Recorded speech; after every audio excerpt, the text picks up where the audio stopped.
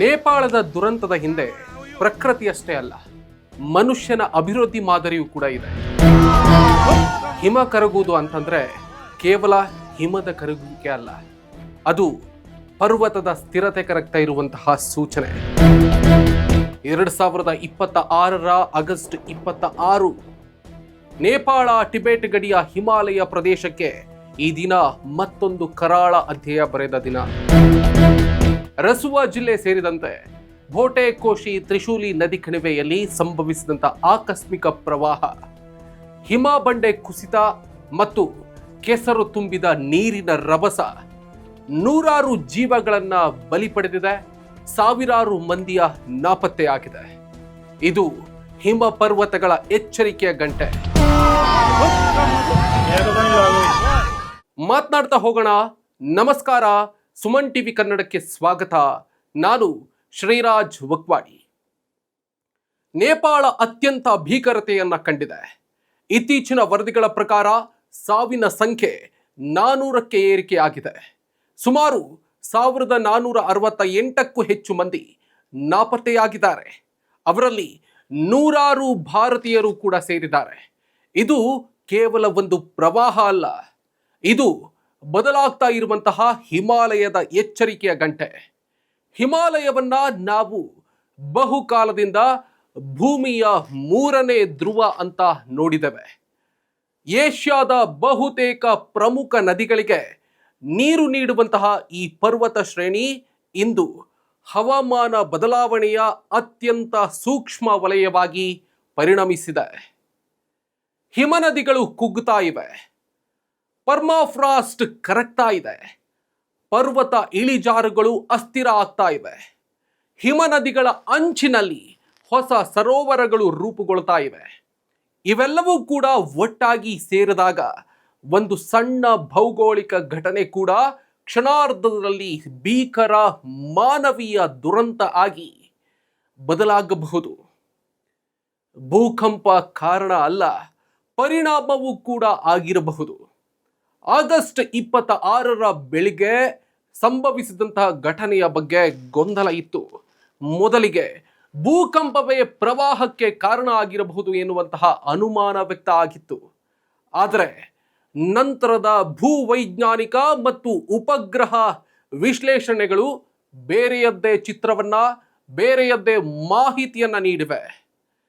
ಹಿಮ ಬಂಡೆಗಳ ಭಾರೀ ಕುಸಿತ ಲೆಂಡೆ ಲೋಖಾ ನದಿಗೆ ಅಪ್ಪಳಿಸಿತು. ಬೃಹತ್ ಪ್ರಮಾಣದ ಹಿಮ ಬಂಡೆ, ಮಣ್ಣು ಮತ್ತು ನೀರು ಕಿರಿದಾದ ಕಣಿವೆಯಲ್ಲಿ ನದಿಯ ಹರಿವನ್ನ ಹೆಚ್ಚಿಸಿವೆ. ತಾತ್ಕಾಲಿಕವಾಗಿ ನಿರ್ಮಾಣವಾದಂತಹ ಈ ನೈಸರ್ಗಿಕ ಅಣೆಕಟ್ಟು ಒಡೆದಾಗ ಸಂಗ್ರಹವಾಗಿದ್ದಂತಹ ನೀರು ಮತ್ತು ಅವಶೇಷಗಳು ಭೀಕರ ವೇಗದಲ್ಲಿ ಕೆಳಕ್ಕೆ ಧಾವಿಸಿದವು. ಇದೇ ಪ್ರವಾಹ ಭೋಟೆ ಕೋಶಿ ಮತ್ತು ನಂತರ ತ್ರಿಶೂಲಿ ನದಿಗೆ ಹರಿಯಿತು. ಅಂದ್ರೆ ಇಲ್ಲಿ ಒಂದು ಪ್ರಮುಖ ಪಾಠ ಇದೆ ನೋಡಿ. ಪ್ರಕೃತಿಯ ಒಂದು ಘಟನೆ ಮತ್ತೊಂದು ಘಟನೆಗೆ ಕಾರಣ ಆಗ್ತದೆ. ಇದು ಪ್ರಕೃತಿಯ ಪಾಠ. ಹಿಮನದಿ ಕುಸಿತ, ಬಂಡೆಯ ಕುಸಿತ, ನದಿ ತಡೆ, ತಾತ್ಕಾಲಿಕ ಸರೋವರ, ಅಣೆಕಟ್ಟು ಒಡೆತ, ಕೆಸರಿನ ಪ್ರವಾಹ, ನದಿಯ ನೀರಿನ ಮಟ್ಟದಲ್ಲಿ ದಿಢೀರ್ ಏರಿಕೆ.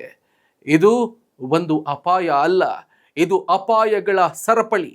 ಹಾಗಾದ್ರೆ ಹಿಮಾಲಯದಲ್ಲಿ ಇಂತಹ ಅಪಾಯಗಳು ಯಾಕೆ ಹೆಚ್ಚಾಗ್ತಾ ಇವೆ?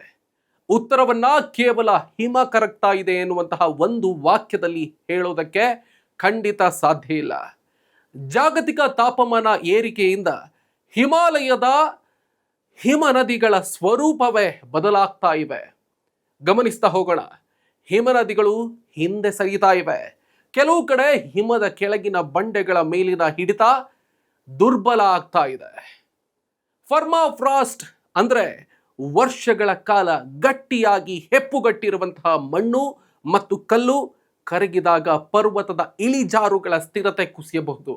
ಹೀಗಾಗಿ ಸಮಸ್ಯೆ ಕೇವಲ ನೀರಿನ ಪ್ರಮಾಣದ್ದಲ್ಲ, ಪರ್ವತಕ್ಕೆ ಪರ್ವತವೇ ಅಸ್ಥಿರ ಆಗ್ತಾ ಇದೆ. ಹಿಂದೆ ನಿಧಾನವಾಗಿ ನಡೀತಾ ಇದ್ದಂತಹ ಬದಲಾವಣೆಗಳು ಇಂದು ವೇಗವಾಗಿ ನಡೀತಾ ಇವೆ. ಹಿಂದೂ ಕುಶ್ ಹಿಮಾಲಯ ಪ್ರದೇಶದ ಹಿಮನದಿಗಳು 2011, 2020 ಅವಧಿಯಲ್ಲಿ ಹಿಂದಿನ ದಶಕಕ್ಕಿಂತ ಸುಮಾರು 65 ವೇಗವಾಗಿ ಹಿಮ ಕಳೆದುಕೊಂಡಿವೆ ಅಂತ ವರದಿಯಾಗಿವೆ. ನೇಪಾಳದ ಹಿಮನದಿಗಳು ಕಳೆದ ಸುಮಾರು 3 ದಶಕಗಳಲ್ಲಿ ತಮ್ಮ ಹಿಮದ ಪ್ರಮಾಣದ ಸುಮಾರು 1/3 ಭಾಗವನ್ನ ಕಳೆದುಕೊಂಡಿವೆ ಅನ್ನುವಂತಹ ವಿಶ್ವಸಂಸ್ಥೆಯ ವರದಿಗಳನ್ನು ಆಧರಿಸಿದ ವಿಶ್ಲೇಷಣೆಗಳು ಹೇಳುತ್ತವೆ. ಈ ವಿಶ್ಲೇಷಣೆಗಳಲ್ಲಿ ಗಂಭೀರತೆ ಇದೆ. ಹೀಗಾಗಿ ಆಗಸ್ಟ್ 26ರ ದುರಂತವನ್ನ ಕೇವಲ ಒಂದು ದಿನದ ಹವಾಮಾನ ಘಟನೆಯಾಗಿ ನೋಡೋದು ಅಪಾಯಕಾರಿ ಸರಳೀಕರಣ ಅಂತಾಗುತ್ತೆ. ಹಿಮನದಿ ಸರೋವರಗಳು ಪರ್ವತದ ಮೇಲಿನ ಟೈಮ್ ಬಾಂಬ್. ಹಿಮನದಿಗಳ ಕರಗಿದಾಗ ನೀರು ಎಲ್ಲಿಗೆ ಹೋಗ್ತದೆ? ಒಂದು ಭೂಕುಸಿತ, ಒಂದು ಹಿಮಬಂಡೆ ಕುಸಿತ, ಒಂದು ಹೆಚ್ಚುವರಿ ನೀರಿನ ಒತ್ತಡ ಅಥವಾ ಮತ್ತೊಂದು ಹಿಮನದಿಯ ಪ್ರವಾಹ, ಇವುಗಳಲ್ಲಿ ಯಾವುದಾದರೂ ಕೂಡ ಸಂಭವಿಸಿದರೆ ಸರೋವರದ ನೈಸರ್ಗಿಕ ಕಟ್ಟೆ ಒಡೆದು ಗ್ಲಾಸಿಕಲ್ ಲೇಕ್ ಔಟ್ಬ್ರಸ್ಟ್ ಫ್ಲಡ್ ಸಂಭವಿಸಬಹುದು. ಒಮ್ಮೆ ಈ ನೀರು ಕೆಳಕ್ಕೆ ಹೊರಟ್ರೆ ಅಂದರೆ ಹರಿದ್ರೆ ಅದು ಕೇವಲ ನೀರಲ್ಲ, ದಾರಿಯಲ್ಲಿರುವಂತಹ ಬಂಡೆ, ಮಣ್ಣು, ಮರ, ಕಟ್ಟಡ, ವಾಹನ ಎಲ್ಲವನ್ನ ತನ್ನೊಂದಿಗೆ ಎಳೆದುಕೊಂಡು ಹೋಗ್ತದೆ. ಅದಕ್ಕಾಗಿಯೇ ಇಂತಹ ಪ್ರವಾಹ ಸಾಮಾನ್ಯ ಪ್ರವಾಹಕ್ಕಿಂತ ಅನೇಕ ಪಟ್ಟು ವಿನಾಶಕಾರಿ. ಆದರೆ ಇಲ್ಲಿ ಇನ್ನೊಂದು ಪ್ರಶ್ನೆ ಕೇಳಲೇಬೇಕು. ಮನುಷ್ಯ ಎಲ್ಲಿದ್ದಾನೆ? ಪ್ರಕೃತಿ ತನ್ನ ನಿಯಮದಂತೆ ನಡೀತಾ ಇದೆ.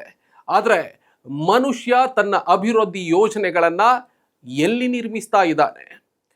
ನದಿಯ ದಡದಲ್ಲಿ, ಕಣಿವೆಯೊಳಗೆ, ಹಿಮಾಲಯದ ದುರ್ಬಲ ಇಳಿಜಾರುಗಳಲ್ಲಿ, ಭೂಕುಸಿತ ಸಾಧ್ಯತೆಯ ಪ್ರದೇಶಗಳಲ್ಲಿ ಜಲವಿದ್ಯುತ್ ಯೋಜನೆಗಳು, ರಸ್ತೆಗಳು, ಸೇತುವೆಗಳು, ಜೊತೆಗೆ ಪ್ರವಾಸೋದ್ಯಮ ಮೂಲಸೌಕರ್ಯ, ಗಡಿ ವ್ಯಾಪಾರ ಕೇಂದ್ರಗಳು, ವಸತಿ ಪ್ರದೇಶಗಳು, ಹಿಮಾಲಯದ ಅತ್ಯಂತ ಸೂಕ್ಷ್ಮ ಪ್ರದೇಶಗಳಲ್ಲಿಯೇ ಮಾನವ ಚಟುವಟಿಕೆಗಳು ವೇಗವಾಗಿ ಹೆಚ್ಚುತ್ತಾ ಇವೆ.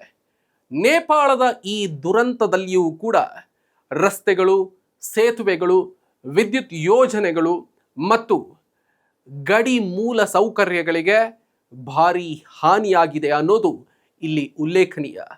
ಹೀಗಾಗಿ ಪ್ರಶ್ನೆ ಪ್ರಕೃತಿ ಯಾಕೆ ಕೋಪಗೊಂಡಿತು ಅನ್ನೋದಲ್ಲ, ಪ್ರಕೃತಿ ಅಪಾಯ ಗೊತ್ತಿದ್ರೂ ಕೂಡ ನಾವು ಅಪಾಯದ ಜಾಗದಲ್ಲಿಯೇ ಅಭಿವೃದ್ಧಿಯನ್ನ ಯಾಕೆ ಕೇಂದ್ರೀಕರಿಸ್ತಾ ಇದ್ದೇವೆ ಅನ್ನೋದೇ ನಿಜವಾದಂತಹ ಪ್ರಶ್ನೆ.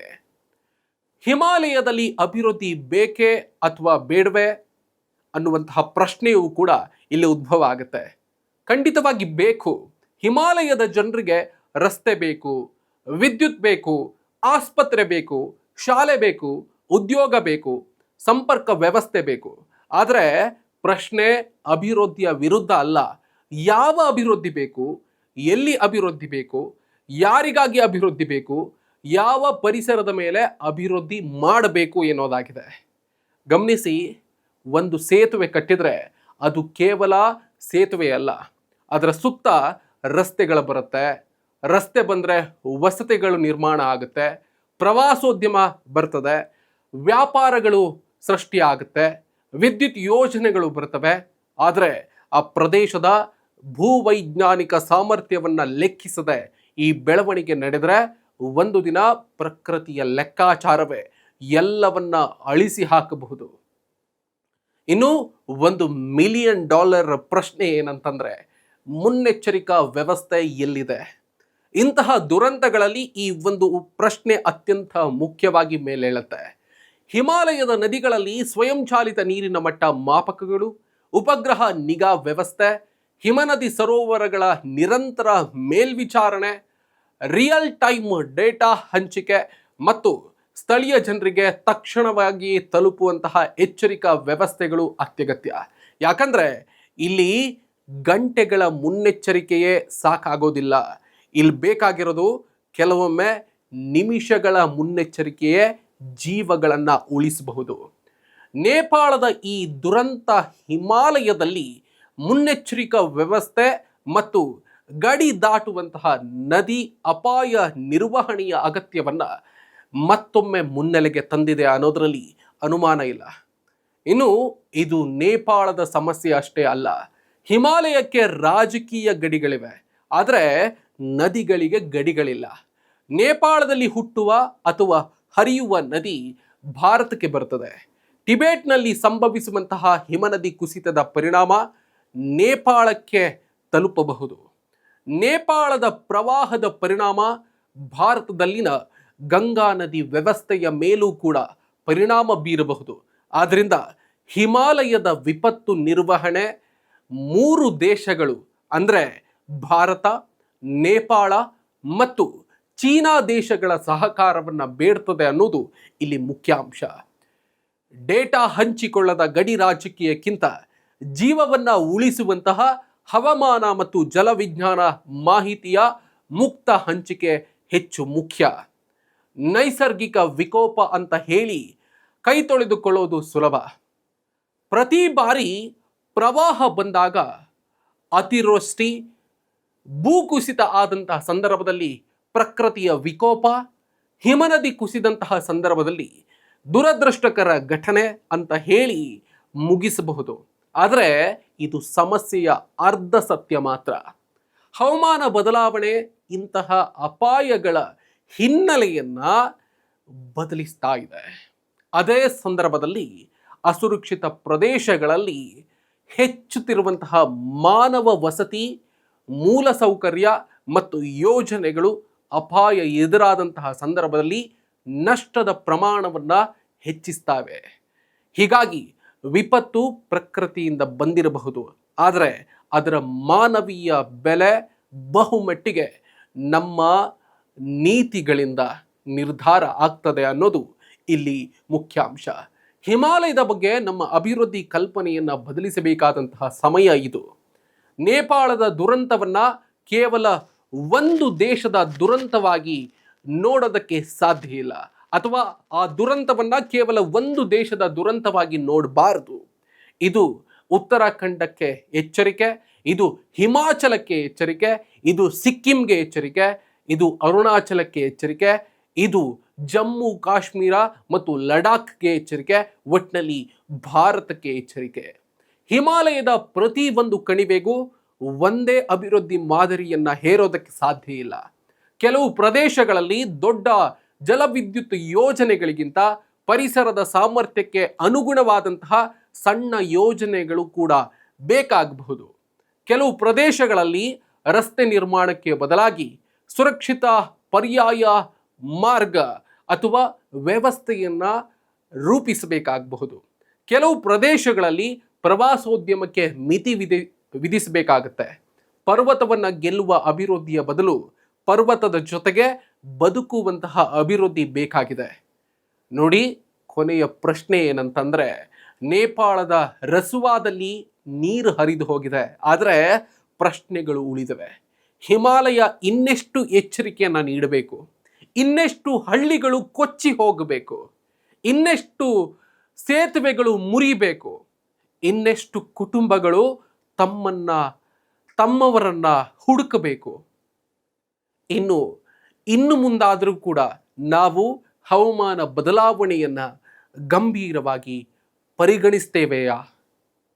ಪ್ರಕೃತಿಯ ವಿರುದ್ಧ ಹೋರಾಡುವುದಕ್ಕೆ ಮನುಷ್ಯನಿಗೆ ಖಂಡಿತವಾಗಿ ಸಾಧ್ಯ ಇಲ್ಲ, ಆದರೆ ಪ್ರಕೃತಿಯ ಎಚ್ಚರಿಕೆಯನ್ನು ಅರ್ಥ ಮಾಡಿಕೊಂಡು ತನ್ನ ಅಭಿವೃದ್ಧಿಯ ದಿಕ್ಕನ್ನು ಬದಲಾಯಿಸಿಕೊಳ್ಳುವುದಕ್ಕೆ ಸಾಧ್ಯ ಇದೆ. ನೇಪಾಳದ ಆಗಸ್ಟ್ 26ರ ದುರಂತ ಅತ್ಯಂತ ದೊಡ್ಡ ಪಾಠ ಕಲಿಸಿದೆ. ಹಿಮಾಲಯ ಕರಗ್ತಾ ಇರೋದು ಕೇವಲ ಹಿಮ ಅಲ್ಲ, ಅದರ ಜೊತೆಗೆ ನಮ್ಮ ಸುರಕ್ಷತೆಯ ಭರವಸೆಯೂ ಕೂಡ ಕರಗ್ತಾ ಇದೆ. ಈಗಲಾದರೂ ಎಚ್ಚೆತ್ತುಕೊಳ್ಳದಿದ್ರೆ ಮುಂದಿನ ದುರಂತದ ದಿನವನ್ನು ಪ್ರಕೃತಿಯೇ ನಿರ್ಧರಿಸ್ತದೆ, ನಿಶ್ಚಯ ಮಾಡುತ್ತೆ. ಆದರೆ ಅದರ ಹೊಣೆಗಾರಿಕೆಯಿಂದ ಮನುಷ್ಯ ತಪ್ಪಿಸಿಕೊಳ್ಳುವುದಕ್ಕೆ ಖಂಡಿತ ಸಾಧ್ಯ ಇಲ್ಲ. ಈ ಬಗ್ಗೆ ನಿಮಗೇನು ಅನ್ನಿಸುತ್ತೆ? ಕಮೆಂಟ್ ಮಾಡಿ ತಿಳಿಸಿ. ಥ್ಯಾಂಕ್ ಯು ಸೋ ಮಚ್ ಈವರೆಗೆ ಈ ಒಂದು ಸ್ಪೆಷಲ್ ಎಕ್ಸ್ಪ್ಲೈನರನ್ನು ನೋಡಿರೋದಕ್ಕೆ ಮತ್ತು ಕೇಳಿರೋದಕ್ಕೆ. ನಾನು ನಿಮ್ಮಲ್ಲಿ ಒಂದು ರಿಕ್ವೆಸ್ಟ್ ಮಾಡ್ಕೊಳ್ತೀನಿ, ನೀವಿನ್ನೂ ಕೂಡ ಸುಮನ್ ಟಿವಿ ಕನ್ನಡದ ಸಬ್ಸ್ಕ್ರೈಬರ್ ಅಲ್ಲದೇ ಇದ್ದರೆ ಈ ಕೂಡಲೇ ಸಬ್ಸ್ಕ್ರೈಬ್ ಮಾಡ್ಕೊಳ್ಳಿ. ಆ ಮುಖೇನವಾಗಿ ನಮ್ಮ ಎಲ್ಲ ಕಂಟೆಂಟ್ಗಳು ನಿಮ್ಮನ್ನು ಶೀಘ್ರದಲ್ಲೇ ತಲುಪುತ್ತೆ. Thank you.